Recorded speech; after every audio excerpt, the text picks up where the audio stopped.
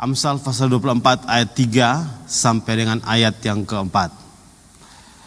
Amsal pasal 24 ayat 3 sampai dengan ayat yang keempat. Terjemahan baru bilang begini. Saya ada sediakan di layar, saya akan bacakan bagi kita. Terjemahan baru bilang begini. Dengan hikmat rumah didirikan, dengan kepandaian itu ditegakkan, dengan pengertian kamar-kamar diisi bermacam-macam harta benda yang berharga dan menarik. Amsal pasal 24 ayat yang ketiga sampai dengan ayat yang keempat itu terjemahan baru. Saya akan bacakan dalam terjemahan bahasa Indonesia masa kini, terjemahan dari Lembaga Alkitab Indonesia juga, tapi Lembaga Alkitab Indonesia menyebutnya bahasa Indonesia masa kini. Dia bilang begini. Rumah tangga dibangun dengan hikmat dan pengertian. Dan apabila ada pengetahuan, maka kamar-kamarnya akan terisi lengkap dengan barang-barang berharga dan indah. Ya, ini firman Tuhan yang menarik. Saya ulangi lagi, Kak Roland dan Kak Seni dan semua kita yang hadir, saya ulangi lagi. Rumah tangga dibangun dengan hikmat dan pengertian, dan apabila ada pengetahuan, maka kamar-kamarnya akan terisi lengkap dengan barang-barang berharga dan indah. Di bagian yang terakhir di ayat yang keempat itu, ini bagian dari kerinduan-kerinduan keluarga.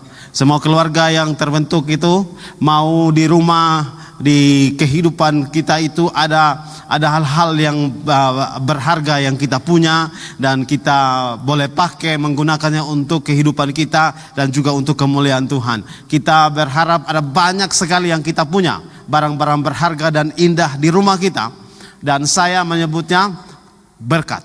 Kita sangat senang sekali ada berkat di rumah kita.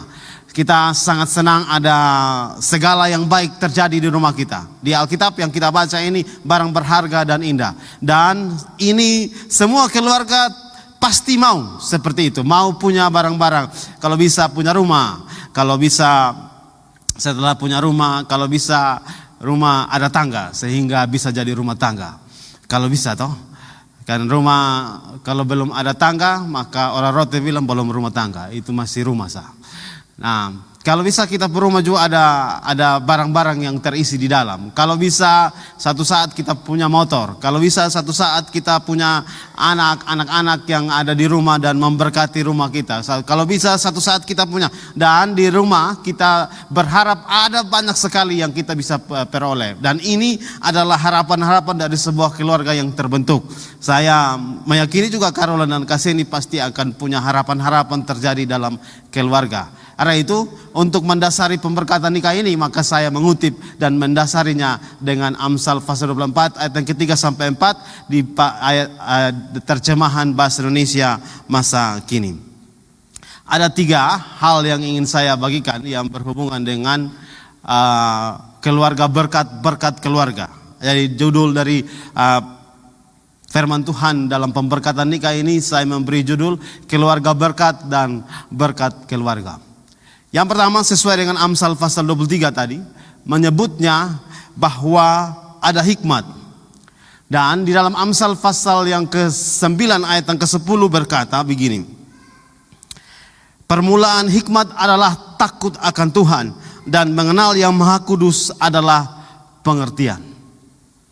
Keluarga bisa menjadi keluarga yang mengalami berkat dan keluarga yang memberkati orang-orang di sekelilingnya. Maka keluarga itu harus didasari atas hikmat. Dan Alkitab menyebut dalam Amsal pasal 9 bahwa untuk bisa punya hikmat maka dia harus punya takut akan Tuhan. Dasar pertama yang menjadi dasar dari keluarga berkat dan berkat keluarga adalah takut akan Tuhan. Ini pesan dalam pemberkatan nikah pagi ini. Bahwa sebuah keluarga kalau ingin berkat di rumah, kalau ingin juga menjadi berkat bagi orang-orang dan keluarga-keluarga di sekitarnya, maka yang pertama yang perlu dia punyai berdasarkan dari Amsal pasal 24 ayat 3 dan 4 ini bahasa Indonesia masa kini, maka yang pertama dia harus punya hikmat. Dan Amsal 9 ayat 10 berkata bahwa kalau mau hikmat maka harus punya takut akan Tuhan. Sekarang saya berbagi tentang takut akan Tuhan. Apa itu takut akan Tuhan? Di gereja Mawar Saron ini kami menyebutnya takut akan Tuhan adalah sadar Tuhan ada di mana-mana. Saat ada Tuhan ada di gereja, saat sadar Tuhan ada di kantor, saat Tuhan ada dalam perjalanan, saat Tuhan ada pada saat suami dan istri terpisah karena tugas, saat Tuhan ada ketika Seni dan Roland terpisah, satu di Talai, satu di Ba'a. Saat Tuhan ada, tetap menyadari bahwa Tuhan ada dalam kehidupan kita. Dengan rasa takut akan Tuhan, rasa bahwa Tuhan ada, maka akan ada penghormatan kepada Tuhan melalui tingkah laku dan tindakan kita. Seorang yang takut akan Tuhan, maka seorang itu harus punya ciri-ciri. Dalam kitab Ayub pasal 1, ketika kita baca Ayub pasal 1 ayat yang kedua, ciri-ciri dari orang yang takut akan Tuhan. Ayub pasal 1 ayat yang kedua berkata bahwa Ayub itu takut akan Tuhan karena dia orang saleh, dia orang jujur, dan dia menjauhi kejahatan. Ketika kita berbicara tentang takut akan Tuhan, kita akan bicara tentang pemahaman bahwa Tuhan ada di mana-mana. Tuhan ada ketika terpisah antara suami dan istri karena tugas. Tuhan ada ketika kita ada di gereja. Bukan hanya Tuhan ada di gereja saja, tapi saat Tuhan ada di rumah juga Tuhan ada. Maka ketika kita di rumah juga, kita juga menjaga diri sebagai orang benar di hadapan Tuhan, orang yang takut bahwa Tuhan ada. Kalau saya buat kesalahan ini kepada istri atau kepada suami, maka saya sadar Tuhan ada di tengah-tengah kami. Keluarga yang baik adalah keluarga yang mengizinkan Kristus ada di tengah-tengah keluarga itu.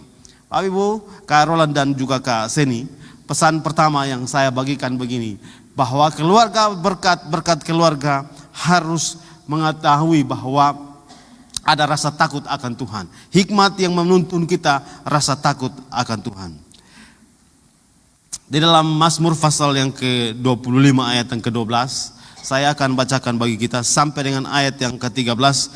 Dia berkata begini, siapa orang yang takut akan Tuhan, kepadanya Tuhan menunjukkan jalannya yang dipilih, jalan yang harus dipilihnya. Ayat 13, orang itu sendiri akan menetap dalam kebahagiaan dan anak cucunya akan mewarisi bumi. Tuhan bergaul karib dengan orang yang takut akan Dia, dan perjanjiannya diberitahukannya kepada mereka. Jika kita mau berkat dalam keluarga, kita harus punya rasa takut, kita harus beroleh hikmat. Dan hikmat itu adalah rasa takut akan Tuhan, mengenal tentang Tuhan, rasa takut akan Tuhan. Dan Alkitab bilang ciri dari orang yang takut akan Tuhan adalah kesalehan. Ciri orang yang takut akan Tuhan adalah dia berkata jujur. Ciri orang yang takut akan Tuhan adalah dia menjauhi kejahatan. Setelah itu, Alkitab dalam kitab Mazmur pasal 25 ayat yang ke-12 dia berkata, kalau orang takut akan Tuhan, maka Tuhan akan menunjukkan jalan bagi dia untuk mengambil keputusan-keputusan. Ketika ada masalah-masalah dalam keluarga, ketika ada masalah-masalah untuk dalam keluarga sehingga ada pencapaian-pencapaian yang ingin dicapai oleh keluarga, mungkin ada pencapaian yang dicapai oleh keluarga. Ketika ada terjadi seperti itu, seorang yang takut akan Tuhan akan diberi cara oleh Tuhan untuk menemukan jalan keluar, seperti apa yang disampaikan oleh Mazmur pasal 25. Dan yang bagian kedua dalam Mazmur 25, ketika seorang takut akan Tuhan, maka dia akan umur panjang. Kebahagiaannya sampai dia melihat anak dari cucu-cucunya, sampai dia melihat, karena orang yang takut akan Tuhan itu diberkati Tuhan. Di bagian yang ketiga dari Mazmur pasal 25 ayat 12 sampai dengan ayat yang ke-14 ini, bagian yang ketiga, yaitu dia akan menjadi orang yang bergaul dengan Tuhan. Kalau mau ada berkat di rumah kita, kalau kita mau menjadi berkat bagi keluarga-keluarga di sekitar kita, maka kita harus punya rasa takut akan Tuhan. Bagian yang pertama yang saya bagikan tentang keluarga, berkat keluarga. Bagian yang kedua, di dalam Amsal pasal ke-24 tadi, ada tiga hal yang berhubungan dengan rumah tangga. Ketika mau ada keberhasilan, ada berkat dalam rumah tangga, yaitu hikmat, kemudian pengertian dan pengetahuan. Sekarang kita masuk di dalam tentang pengertian. Dalam Amsal pasal 9 ayat yang ke-10, saya membaca ulang Amsal 9 ayat yang ke-10. Permulaan hikmat adalah takut akan Tuhan, dan mengenal yang Maha Kudus adalah pengertian. Bagian yang kedua, ketika keluarga mau diberkati dan keluarga mau menjadi berkat, maka yang kedua dia harus punya pengertian. Dan pengertian menurut Amsal yaitu mengenal Tuhan.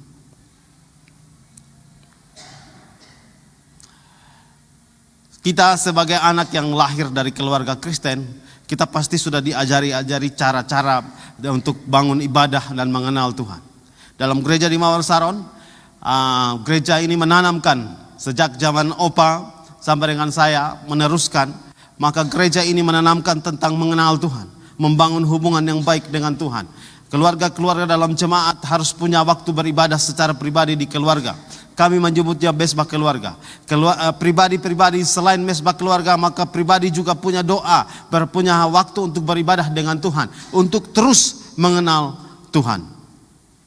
Untuk bisa menjadi berkat bagi keluarga, maka kita harus mengenal Tuhan. Kak Seni dan juga Kak Roland, bagian ini saya sampaikan setelah nanti menikah dan disahkan menjadi suami istri sesuai dengan apa yang disampaikan oleh Alkitab dalam pemberkatan nikah kali ini. Maka Kak Seni dan juga Kak Roland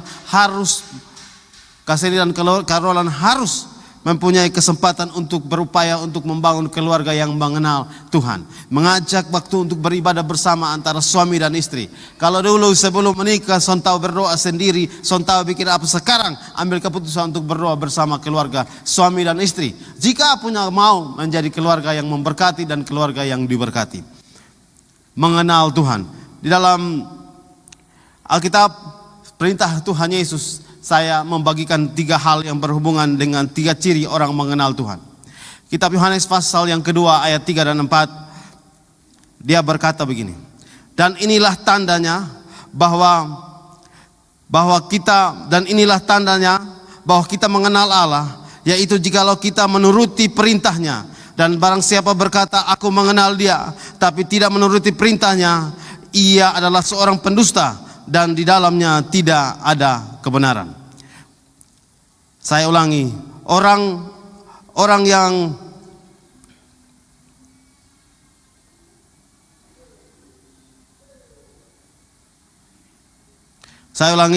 ciri orang yang mengenal Tuhan. Sesuai dengan Yohanes pasal 2 ayat yang ketiga dan 4 berkata, dan inilah tandanya bahwa kita mengenal Allah.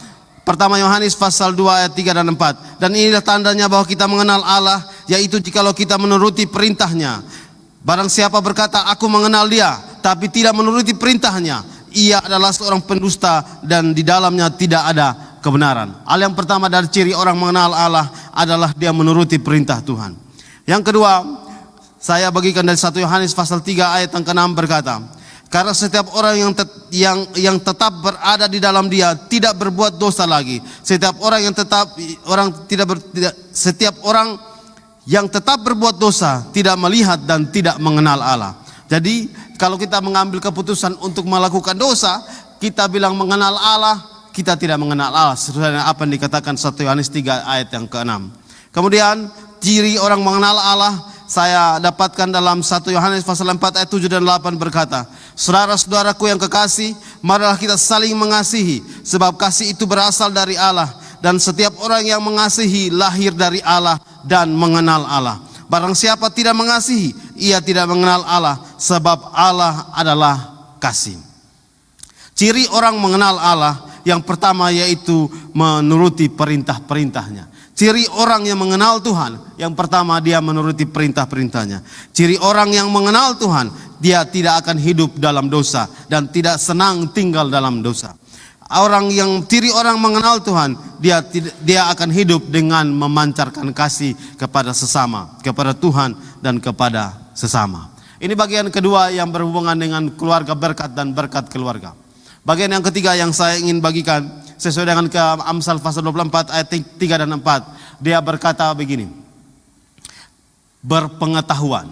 Ada 3 hal, hikmat, yang kedua pengertian, dan yang ketiga pengetahuan.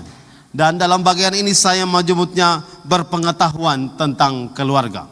Berpengetahuan tentang tujuan dari keluarga. Silakan di slide berikut Kak. Berpengetahuan tentang tujuan keluarga. Keluarga adalah lembaga pertama yang dibentuk oleh Tuhan. Setelah itu Tuhan membentuk gereja. Dan seperti Tuhan menjaga gereja sampai dengan hari ini, ketika sebuah gereja dibentuk, pasti akan ada badai, pasti akan ada masalah, tapi Tuhan menjaga gereja itu sampai terusnya, sampai kesudahan alam. Demikian juga keluarga. Ketika sebuah keluarga dibentuk, maka yang menjadi penanggung jawab dari keluarga itu adalah Tuhan sendiri. Dan ada tujuan yang Tuhan tetapkan bagi keluarga. Dalam penggemelaan saya bertanya bagian ini kepada Karolan dan Kaseni untuk membawa mereka masuk dalam tujuan dari keluarga. Kadang-kadang orang menikah karena memang besok umur tua atau jadi menikah. Kadang-kadang orang menikah karena ada alasan-alasan tertentu. Tapi sebagai orang percaya kepada Kristus berdasarkan apa yang disampaikan oleh Alkitab, maka tujuan dari keluarga Allah beri ada dua. Yang pertama, berkuasa dan memerintah secara rohani dan secara natural. Kejadian pasal 1 ayat 26 sampai dengan ayat yang ke-28. Ketika Allah menciptakan Adam dan Hawa, kemudian Allah memberi mereka berkuasa atas bumi-bumi, berkuasa atas segala yang ada di bumi. Allah memerintahkan untuk mereka berkuasa. Karena itu tujuan keluarga adalah dia yang akan berkuasa dan mengalahkan dunia. Dia yang akan berkuasa dan mengalahkan setiap kedagingan, hal-hal yang tidak berhubungan dengan Tuhan. Hal-hal dosa itu harus dikalahkan oleh keluarga. Sesuai dengan Kejadian pasal 1 ayat yang ke-26 sampai dengan ayat yang ke-28. Dan yang kedua, tujuan keluarga sesuai dengan Kejadian pasal 1 ayat yang ke-26 sampai 28 adalah menghasilkan keturunan ilahi. Kalau sebagai keluarga pasti kita akan diberkati dengan anak, sudah pasti. Dan anak-anak kita itu harus dilatih, harus diajarkan harus diajarkan hidup mengenal Tuhan, harus diajarkan hidup takut akan Tuhan, supaya mereka menjadi pribadi yang diberkati dan mereka menjadi pribadi yang memberkati orang-orang lain.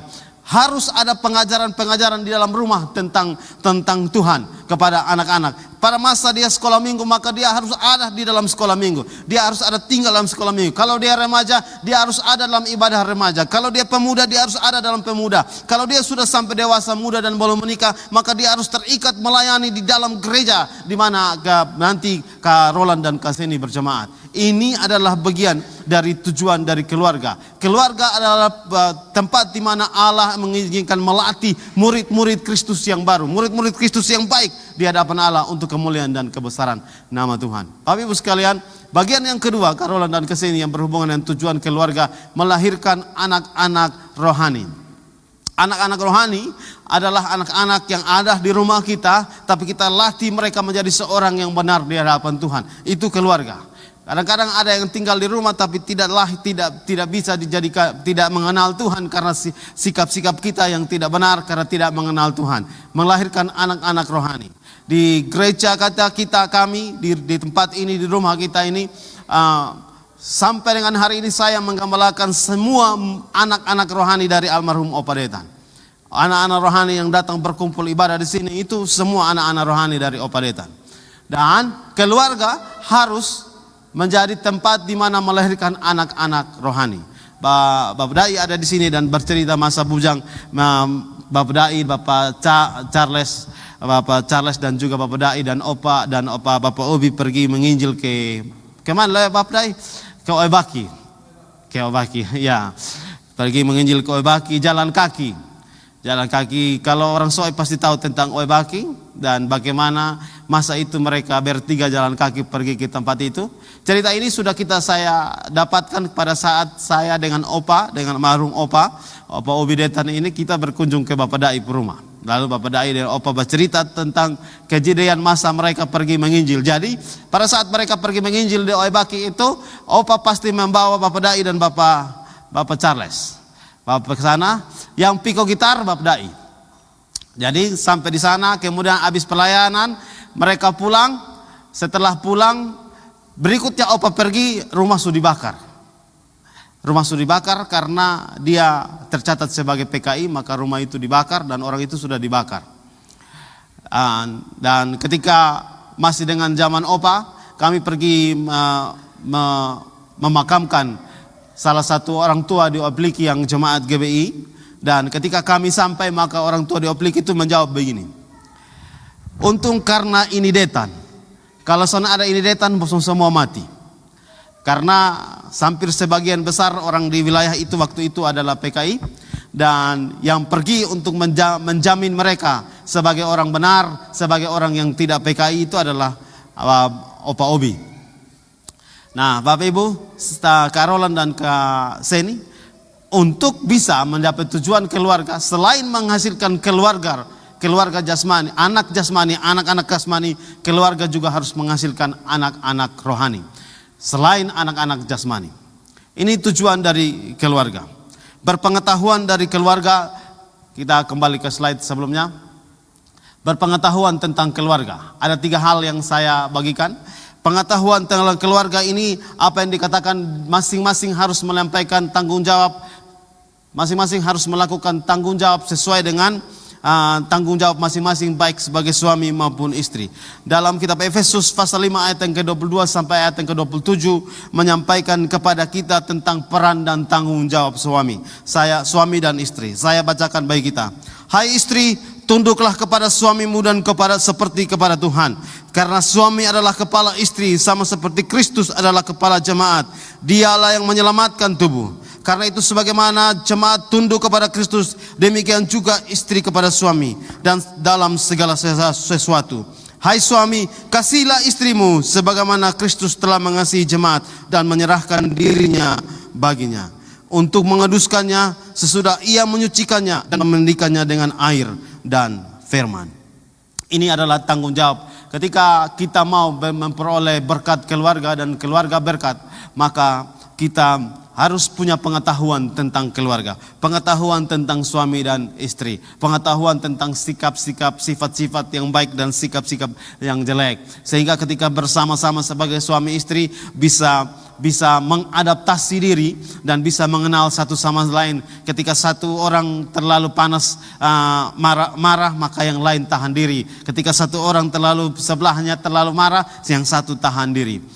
Bapak Ibu sekalian, Kak Roland dan Kak Seni, peran suami dan istri telah disampaikan Alkitab dalam kitab Efesus pasal 5 ayat yang ke-22 sampai dengan ayat yang ke-27.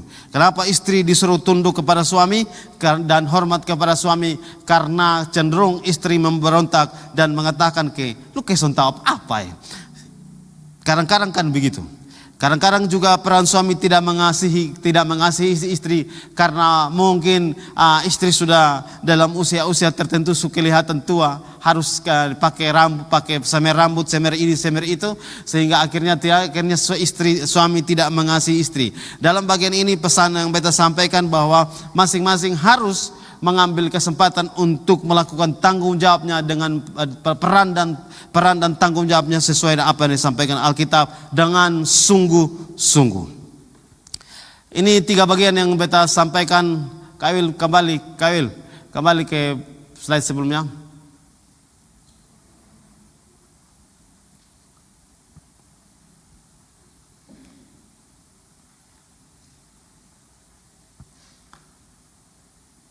Bisa? Ya, ada 3 hal yang beta bisa bagikan tentang keluarga berkat dan berkat keluarga. Takut akan Tuhan harus ada di rumah, mengenal akan Tuhan harus ada dalam rumah, dan juga masing-masing baik suami maupun istri harus melakukan berpengetahuan dan melakukan tanggung jawabnya dengan sungguh-sungguh. Amin, untuk kebenaran firman Tuhan.